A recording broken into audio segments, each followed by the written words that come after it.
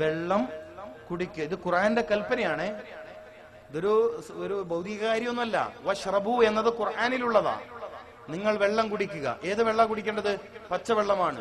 വെള്ളം കുടിക്കുക എന്ന് പറയുന്നത് വെള്ളത്തിന്റെ അംശം കൂടുതലുള്ള പഴവർഗ്ഗങ്ങളും ഭക്ഷ്യവസ്തുക്കളും കഴിക്കുന്നതും നല്ലതാ. ഈ കാലം പല കാരണത്താൽ ചൂട് കൂടിയിട്ടുണ്ട്. ഒന്ന്, ഓസോൺ പാളിക്ക് സുഷിരങ്ങൾ വീണിട്ടുണ്ട്. സൂര്യരശ്മി നേരിട്ട് ശരീരത്തിൽ പതിക്കാതിരിക്കാൻ അള്ളാഹു വെച്ച ഒരു വലിയ സംവിധാനമാണ് ഓസോൺ പാളി.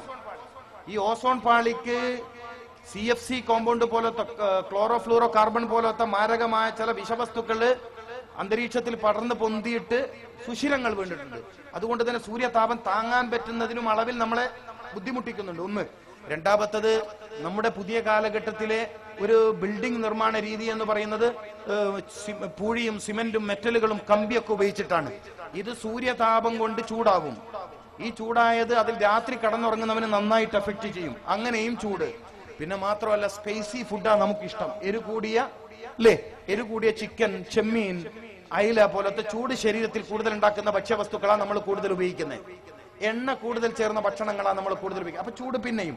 അപ്പോ ശരീരത്തിന്റെ ഉള്ളിൽ ചൂട്, ശരീരത്തിന്റെ പുറത്ത് ചൂട്, താമസിക്കുന്നിടത്ത് ചൂട്, ആകാശത്തിൽ ചൂട്, അന്തരീക്ഷത്തിൽ ചൂട്.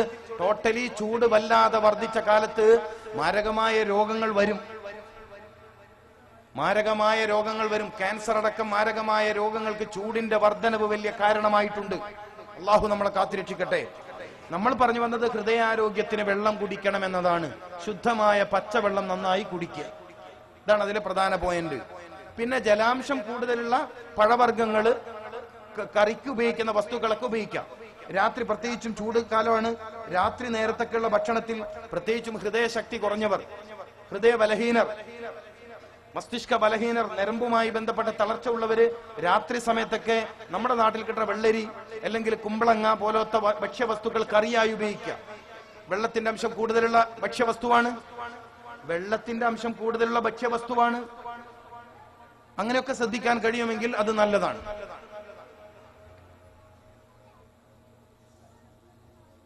ഇന്നത്തെ കാലത്ത് വേറൊരു പ്രശ്നം ഞാൻ നേരത്തെ പറഞ്ഞു, വെള്ളം മോശമായി എന്നുള്ളതാണ്.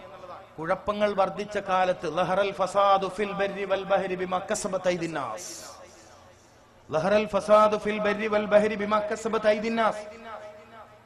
ചതുപ്പ് നിലങ്ങൾ ഇല്ലാണ്ടായി.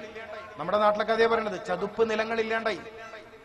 മഴ പെയ്താൽ തന്നെ വെള്ളത്തെ പ്രകൃതിയാൽ ശുദ്ധീകരിക്കാൻ വേണ്ടി അല്ലാഹു സുബ്ഹാനഹു വ തആല മണ്ണിൽ വെച്ച സംവിധാനമുണ്ട്. ക്ലേ ടേബിളുകൾ, ഭൂമിയുടെ ലെയറുകളിൽ ഓരോ പാളി, അത് അരിപ്പകളായിട്ട് പെയ്തിറങ്ങുന്ന വെള്ളത്തെ ശുദ്ധീകരിക്കും. പലപ്പോഴും നമ്മൾ കുടിക്കേണ്ടി വരുന്ന വെള്ളം ഈ ശുദ്ധീകരണ പ്രക്രിയ ലഭിക്കാതെയാണെങ്കിൽ അത് വൻ അപകടം ഉണ്ടാക്കുന്ന പറയുന്നത്. നാട്ടിൽ വയലുകൾ ഇല്ലാണ്ടായത്, കണ്ടൽക്കാടുകൾ ഇല്ലാണ്ടായത്, ചതുപ്പ് നിലങ്ങൾ ഇല്ലാണ്ടായത് വലിയ അളവിൽ വെള്ളം ദൂഷ്യമാവുന്നതിന് കാരണമായിട്ടുണ്ട് എന്ന് നാം പഠിക്കണം. മാത്രമല്ല, നിങ്ങൾ ദയവ് ചെയ്ത് നാട്ടുകാരോട് പറയേണ്ടത്, കുടുംബത്തിൽ വിളിച്ചു പറയേണ്ടത്, പ്ലാസ്റ്റിക് മാലിന്യങ്ങൾ, മണ്ണിൽ ദ്രവിക്കാത്ത വസ്തുക്കള്, കെട്ടിനിൽക്കുന്ന വെള്ളത്തിൽ കല്യാണത്തിന്റെ വേസ്റ്റുകള്, നമ്മളെ സമൂഹത്തിന്റെ ഒരു മോശമായ ചിന്താഗതി കാണണം. ഡിസ്പോസിബിൾ ഗ്ലാസുകള്, ഡിസ്പോസിബിൾ പ്ലേറ്റുകള്, പ്ലാസ്റ്റിക് മാലിന്യങ്ങൾ, കോഴി മാംസത്തിന്റെ മാലിന്യങ്ങൾ, ചിക്കൻ ഷോപ്പുകളിൽ നിന്നുള്ള മാലിന്യങ്ങൾ കെട്ടി നിൽക്കുന്ന ചെറിയ വെള്ളത്തിന്റെ തടാകങ്ങളിൽ കൊണ്ടുപോയി കളയാണ്. ഇങ്ങനെ പല നിലയിലും വെള്ളം ചീത്തയായിക്കൊണ്ടിരിക്കുന്നു. ഇഷ്ടംപോലെ വെള്ളം കിട്ടാൻ സാധ്യതയുള്ള നമ്മുടെ നാട്ടിൽ മനസ്സിലാക്കണം.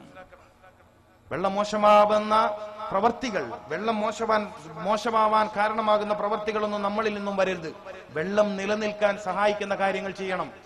എടുത്ത് തമാശക്കാണെങ്കിലും വന്നൊരു കാര്യം ഞാൻ ഓർമ്മിച്ചുവാണ്. പലരും വീടിന്റെ മുറ്റത്തും പരമാവധി വിശാലമായും ഇന്റർലോക്ക് ചെയ്തു. ഭംഗിക്ക് വേണ്ടിയാണ്. തീരെ വിടവില്ലാതെ ഇന്റർലോക്ക് ചെയ്യുമ്പോൾ വെള്ളം ഒരിക്കലും ഭൂമിയിലേക്ക് ആഴ്ന്നിറങ്ങുന്നില്ല. എന്നിട്ട് മഴയ്ക്ക് വേണ്ടി ദുആ ചെയ്യുന്നു, വെള്ളത്തിന് വേണ്ടി ദുആ ചെയ്യുന്ന ഒരു വിരോധാഭാസം സോഷ്യൽ മീഡിയയിൽ വന്നൊരു വാർത്തയാണ്. ചിന്തിക്കാൻ വക നൽകുന്ന ഒരു വാർത്തയാണ്. പല കാരണങ്ങളാൽ ജലദൗർലഭ്യം നേരിടുന്ന ഒരു കാലത്താണ് നമ്മൾ ജീവിക്കുന്നത്. വെള്ളം പാഴാക്കി കളയാതിരിക്കുക, വെള്ളം ആവശ്യത്തിന് മാത്രം ഉപയോഗിക്കുക, വെള്ളം ഒരു നിലയിലും പാഴാക്കി കളയരുത്. പലരും വളരെ ലാഘവത്തോടെ, പ്രത്യേകിച്ചും പൈപ്പ് സംവിധാനം വന്നപ്പോ എത്ര വെള്ളാന്നറിയോ പാഴായി പോകുന്നത്. നിങ്ങൾ പലപ്പോഴും ശ്രദ്ധിക്കുക. ഇപ്പൊ നമ്മുടെയൊക്കെ നാട്ടിലെ പഴയകാലത്ത് ഹൗദ് വന്നതുകൊണ്ട് പള്ളിയിലെ വെള്ളം അത്ര പോവില്ല. പല പള്ളിയിലും വെള്ളം പാഴാക്കരുത് എന്ന് ബോർഡ് എഴുതി വെക്കേണ്ടി വന്നതുകൊണ്ടാ. അതിനേക്കാൾ നല്ലത് ഹൗദ് മാത്രം നിർമ്മിച്ചാൽ മതിയായിരുന്നു. ഹൗദിൽ നിന്ന് ഉദു എടുക്കുന്നതിന് പകരം നമ്മൾ പള്ളിയിലെ പൈപ്പിൽ നിന്നാണ് ഉദു എടുക്കുന്നതെങ്കിൽ, പൈപ്പ് തിരിച്ചു വെച്ചിട്ടുണ്ടെങ്കിൽ മുഖം കഴുകാൻ വെള്ളം ഇങ്ങോട്ട് എടുത്താൽ ഇത് ഓഫാക്കാൻ കഴിയുമോ? അപ്പത്തേക്ക് വെള്ളം ഇരുന്ന് പോകില്ലേ? അപ്പൊ ഇങ്ങോട്ട് കൊണ്ടുപോകുമ്പോ ഈ പോകുന്ന വെള്ളം അതിനാ പാഴാവൽ എന്ന് പറയാ. അത് മനസ്സിലായിട്ടില്ല നിങ്ങൾക്ക് അല്ലേ? എങ്ങനെ നമ്മൾ പൈപ്പ് തിരിച്ചു വെള്ളം എടുത്തു, ഇങ്ങോട്ട് പോവാണ്, വേറെന്ത് ചെയ്യാൻ പറ്റുക? വേറെ വെള്ളമില്ല, ഒന്നും എടുക്കണ്ടേ? ശ്രദ്ധിക്കാൻ പറ്റുന്ന ആള് ശ്രദ്ധിച്ചോളൂ. അല്ലെങ്കിൽ പിന്നെ ഇങ്ങനെ പൊക്കണിയും താക്കണിയും ചെയ്യുന്ന പൈപ്പാവണം. വെള്ളം പാഴായിക്കൊണ്ടിരിക്കുന്നു, വെള്ളം നശിച്ചുകൊണ്ടിരിക്കുന്നു. ഏതായാലും ഞാൻ പറഞ്ഞു വന്നത്, മതിയായ അളവിൽ വെള്ളം കുടിക്കണം. സ്ത്രീകളെ സംബന്ധിച്ചിടത്തോളം പറയുകയാണെങ്കിൽ, പെൺകുട്ടികളിൽ പല സ്ത്രീകളും വെള്ളം കുടി വളരെ കുറവാണ്. ഏറ്റവും വലിയ മൂത്രാശയ ദൂഷ്യ രോഗങ്ങൾ വെള്ളം കുടിയുടെ കുറവിന്റെ പേരിൽ സ്ത്രീകൾക്ക് വരുന്നു. ഗർഭകാലത്തെ പ്രശ്നങ്ങൾ സ്ത്രീകളിൽ വ്യാപിക്കുന്നു. ഗർഭകാലത്തായാലും അല്ലെങ്കിലും സ്ത്രീകൾ വെള്ളം കുടിക്കുന്നത് കുറയുന്നത് കൊണ്ടുള്ള ഒരുപാട് ദുരിത പ്രശ്നങ്ങൾ പറയാനുണ്ട്. നമ്മുടെ വിഷയം അതല്ലാത്തത് കൊണ്ട്, ഹൃദയശക്തിയുമായി ബന്ധപ്പെട്ട കാര്യം എന്ന നിലയിലായതുകൊണ്ട് ഞാൻ അങ്ങോട്ട് തൽക്കാലം പോകുന്നില്ല. കൗമാരപ്രായം മുതൽ പെൺകുട്ടികളെ നന്നായി വെള്ളം കുടിപ്പിച്ച് ശീലിക്കണം. പെൺകുട്ടികളുള്ള വീട്ടുകാര് കൗമാരപ്രായത്തിൽ നന്നായി വെള്ളം കുടിച്ച് ശീലിപ്പിക്കണം പെൺകുട്ടികളെ കൊണ്ട്. ഗർഭിണികൾ പ്രത്യേകിച്ചും നന്നായി വെള്ളം കുടിക്കണം. നല്ല തണുത്ത കിണറിൽ നിന്ന് കോരിയ വെള്ളം കുടിക്കണം. പ്രഭാതത്തിൽ ശേഖരിക്കുന്ന വെള്ളത്തിന് ഗുണം കൂടും. കുടിക്കാൻ വേണ്ടി കിണറിൽ നിന്ന് പ്രഭാതത്തിൽ ശേഖരിക്കുന്ന വെള്ളത്തിന് ഗുണം കൂടും. അങ്ങനെ ഒരു വിഷയം കൂടിയുണ്ട്. പ്രഭാതം എന്നതുകൊണ്ട് ഞാൻ ഉദ്ദേശിച്ചത് സുബഹിന് മുമ്പുള്ള സമയമാണ്. ഞങ്ങളുടെയൊക്കെ നാട്ടിൽ പറയാറുണ്ട്, ഈ ഹജ്ജ് പെരുന്നാളിന്റെ അന്നേ, ദുൽഹിജ്ജ 10-ന്റെ അന്ന് കോരുന്ന വെള്ളം സംസമാണ്.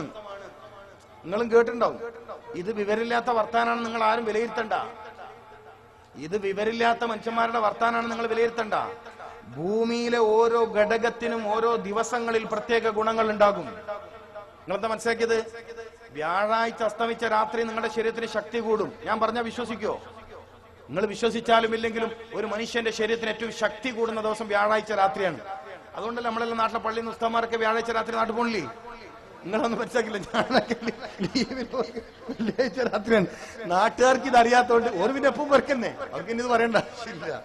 ഓക്കെ, വ്യാഴാഴ്ച രാത്രി നമ്മളെ നാട്ടിലെപ്പോ കല്യാണം കൂടുതൽ നടക്കൽ എപ്പോഴാ? വ്യാഴാഴ്ചയാണ്. ഇതൊന്നും വിവരമില്ലാണ്ട് ചെയ്യുന്നതെന്ന് മനസ്സിലാക്കിയത്. ചില ദിവസങ്ങൾക്ക് ചില സമയങ്ങൾക്ക് പ്രത്യേകത ഉണ്ട് എന്ന് ഞാൻ പറഞ്ഞുതരാണ്. നിങ്ങൾ പഠിച്ചോളി. ഇതൊക്കെ പഠിച്ച ഗുണമുള്ള കാര്യമാണ്. ക്ലാസ് ഒന്നും എപ്പോഴും നമുക്ക് കിട്ടിയെന്ന് വരില്ല. ഓക്കെ, അപ്പോ പിന്നെ എന്ന പോലെ ഇപ്പൊ ശ്വസിക്കാൻ, നേരത്തെ പറഞ്ഞില്ല, ശ്വസിക്കാൻ ഏറ്റവും നല്ല സമയതാ സുബഹിന് മുമ്പാണ്.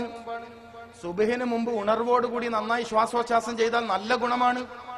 പ്രകാശം നിറഞ്ഞു നിൽക്കുന്ന ഓക്സിജൻ സുബഹിന് മുമ്പ് ഉണ്ടാകും അന്തരീക്ഷത്തിൽ. സ്വർഗീയ പ്രഭ നിറഞ്ഞ ഇതൊരു ആത്മീയ ഭാഷയാണ്, ഇതൊരു സയന്റിഫിക് സ്ലാങ് അല്ല കേട്ടോ. സ്വർഗീയ പ്രഭ നിറഞ്ഞ വായുമണ്ഡലം സുബഹിന് മുമ്പ് ഫജ്ർ സ്വാദിക്കിന്റെ സമയത്ത് അന്തരീക്ഷത്തിൽ ഉണ്ടാവും. ഫജ്ർ സ്വാദിക്കിന്റെ സമയത്ത് ഏതൊരു കാര്യത്തിലും ഏറ്റവും കൂടുതൽ ബർക്കത്തുള്ള സമയം, അഭിവൃദ്ധിയുള്ള സമയം, ബർക്കത്തുള്ള സമയം ഏതാണ്? ആ സമയം സുബഹിന് മുമ്പുള്ള സമയം. ആ സമയത്ത് ഉണർവോടുകൂടി ശ്വാസം കഴിച്ചാൽ അത്ഭുതകരമായ മാറ്റം ഉണ്ടാവും ശരീരത്തിൽ. എന്നതുപോലെ ആ സമയത്ത് ശേഖരിക്കുന്ന വെള്ളം ഏത് സമയത്ത്? ഗൾഫിൽ നടക്കൂല, നാട്ടിൽ വിളിച്ച് പറഞ്ഞാൽ മതി. നിങ്ങൾ ഇത് പ്ലാസ്റ്റിക്കിൽ നേരത്തെ എടുത്തു വെച്ചില്ലേ? ഞാൻ നാട്ടിലെ കഥയാ പറയണത്. ഇനി ഒന്നല്ലെങ്കിലും പലരും ഇപ്പൊ പോകാൻ ഒരുക്കി നിൽക്കുകയല്ലേ. അള്ളാഹു ഖൈറ് പ്രദാനം ചെയ്യട്ടെ. അപ്പോ പിന്നെ ഞാൻ പറഞ്ഞു വന്നത്, രാവിലെ നിങ്ങൾ വീട്ടിൽ വിളിച്ച് പറയണം എന്തൊക്കെയുണ്ട് വിശേഷം, കുട്ടികളെ കാര്യമൊക്കെ ചോദിക്കുന്നതോടൊപ്പം ഇനി മുതൽ രാവിലെ വെള്ളം കോരി വെക്കണം. ഹജ്ജ് പെരുന്നാൾക്ക് എന്തായാലും കോരിക്കോ, അത് സംസം പോലെ ആവാൻ സാധ്യത ഉണ്ട്. അത് ആരോഗ്യപരമായ ഒരുപാട് ഗുണങ്ങൾ നൽകാൻ സാധ്യത ഉണ്ട്. ബർക്കത്തുമായി ബന്ധപ്പെട്ട വിഷയത്തിൽ ഇബ്രാഹിമിയത്തിന് ഉപയോഗിക്കുന്നവരാണ് നമ്മള്. ബാരിക്കലാ മുഹമ്മദിൻ, അല്ലേ? ബാരിക്കലാ സയ്യിദന മുഹമ്മദിൻ കമ ബാറക്തലാ ഇബ്രാഹിമ ഒക്കെ വലിയ വിഷയമാണ് കേട്ടോ. ബാറക്തലാ ഇബ്രാഹിമ വലിയ വിഷയമാണ്. ആഫിയത്തിലെ ബർക്കത്ത്, ആയുസ്സിലെ ബർക്കത്ത്, ഇബ്രാഹിമിയത്ത് പഠിക്കാനുണ്ട്. അതിൽ ഇബ്രാഹിമിയത്ത് പഠിക്കാനുണ്ട്. എന്താ മനസ്സിലാക്കിയത്? ഏറ്റവും വലിയ സന്താന പരമ്പരയുടെ പിതാവാകാൻ മാത്രം ഭാഗ്യം ലഭിച്ച ഇബ്രാഹിം നബി അലൈഹിസ്സലാം, ഇസ്ഹാഖ് നബിയിലൂടെയും ഇസ്മായിൽ നബി അലൈഹിസ്സലാമിലൂടെയും വലിയ രണ്ട് സന്താന പരമ്പരയുടെ പിതാവാകാൻ മാത്രം ഭാഗ്യം ലഭിച്ച ഇബ്രാഹിം അലൈഹിസ്സലാമിന്റെ ശാരീരികമായ ബർക്കത്ത് പഠിക്കേണ്ട വിഷയമാണ്. എന്തിനാണ്? ബാരിക അലാ സയ്യിദന മുഹമ്മദിൻ വഅലാ ആലി സയ്യിദന മുഹമ്മദിൻ കമാ ബാറക്ത അലാ ഇബ്രാഹിം. ഇത് പഠിക്കേണ്ട വിഷയമാണ്. സയ്യിദന മുഹമ്മദ് റസൂലുള്ളാഹി സ്വല്ലല്ലാഹു അലൈഹി വസല്ലമ തങ്ങൾക്ക് കിട്ടേണ്ട ഒരു ഗുണത്തെ അഷ്റഫുൽ ഖൽഖായ നബിമാരുടെ സയ്യിദായ സയ്യിദുൽ അംബിയ, നബിമാരുടെ നേതാവായ മുഹമ്മദ് റസൂലുള്ളാഹി സല്ലല്ലാഹു അലൈഹി വസല്ലമ തങ്ങൾക്ക് കിട്ടേണ്ടുന്ന ഒരു ഗുണത്തെ ഇബ്രാഹിം നബിക്കും അവരുടെ കുടുംബത്തിനും കൊടുത്തതുപോലെ, ഇബ്രാഹിം നബിക്കും അവരുടെ കുടുംബത്തിനും കൊടുത്ത പോലെ ഏറ്റവും വലിയ സന്താന പരമ്പരയുടെ പിതാവ്, ലോകത്ത് ഏറ്റവും കൂടുതൽ നബിമാര് വന്ന സന്താന പരമ്പര ഇബ്രാഹിം നബി അലൈഹിസ്സലാമിന്റെ ഇസ്ഹാഖ് എന്ന പുത്രനിലൂടെയാണ്. ഇസ്ഹാഖ് എന്ന പുത്രനിലൂടെയാണ്. ഇസ്ഹാഖ് നബി അലൈഹിസ്സലാമിന് ഇസ്രായേൽ എന്ന് പേരുണ്ട്. ഇസ്രായേൽ എന്ന നാട്ടിൽ തരീഖുൽ വഹി എന്ന് പറയുന്ന ഒരു സ്ഥലമുണ്ട്. തരീഖുൽ വഹി, ഏറ്റവും കൂടുതൽ നബിമാർ പാർത്ത ഇടം, അതുകൊണ്ട് തന്നെ ഏറ്റവും കൂടുതൽ വഹി ഇറങ്ങിയ സ്ഥലം. മക്കത്ത് വന്ന അതുകൊണ്ടല്ലേ രോഗം മാറുന്നത്. ഇബ്രാഹിം നബി അലൈഹി ഇസ്ലാമിന്റെ പൊന്നുമോന്റെ കാല് മുട്ടിയ സ്ഥലത്ത് നിന്നല്ലേ സംസം ഉണ്ടായത്. ലിമാശ്വരി ബലഹു, വെള്ളത്തെ കുറിച്ച് പറയുന്നിടത്ത് പറയേണ്ട ഒരു കാര്യമല്ലേ അത്. ലിമാശ്വരി ബലഹു, ഏതൊന്നുദ്ദേശിച്ചാണോ സംസം കുടിക്കുന്നത് ആ ഒന്ന് നിങ്ങൾ എത്തിക്കപ്പെടും. വിശ്വാസികളുടെ കാര്യത്തിലാണ്, മുഅ്മിനുകളുടെ കാര്യത്തിലാണ്, മുസ്ലിമുകളുടെ കാര്യത്തിലല്ലോ, മുഅ്മിനുകളുടെ കാര്യത്തിൽ. എത്ര ആള് സംസം കുടിക്കണം, എത്ര ആള് സംസം